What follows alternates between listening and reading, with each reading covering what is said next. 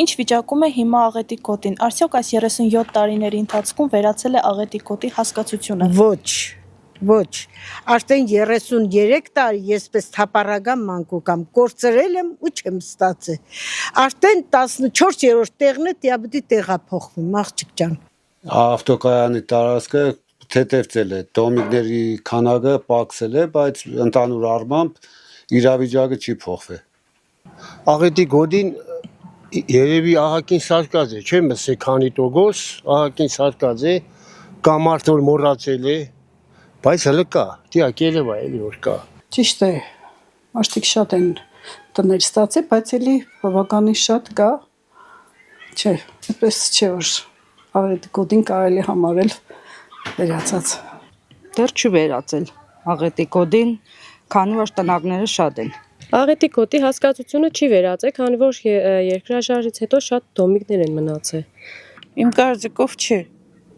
Ճղկա համարը քան դոմիկ են կանոր պակսը էդ է։ Ինձ համար չի վերացել, որովհետև 33 արդեն 33 տարի ապրում եմ այս բնակում։ Այն ժամանակ ես երկու աղջիկներ էինք։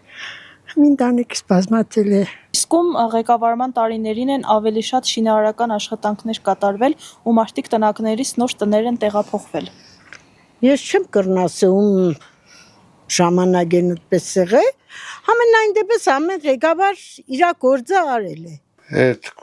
կդրվածքով որ վերցնենք Վարդան Ղուկասյանի ժամանակ է ավելի շատ շինարարություն եղել, քան մնացած է։ Թե ես կարող եի ասել Վարդան Ղուկասյանի ժամանակ, բայց համենայն դեպս բոլորն էլ այդպես ուշադրություն չեն դարձնում տնակ հասկացողությունը։ Հիմա էլ հույսեր կուտան, բայց հա քաղաքապետ փոխվավ, հա եկան, հա գնացին, Գյումրին աշ вообще քաղաքապետի չունենք, այդպես կոպիցած։ Իսկ շինարարություն կատարվել է միայն կարծեմ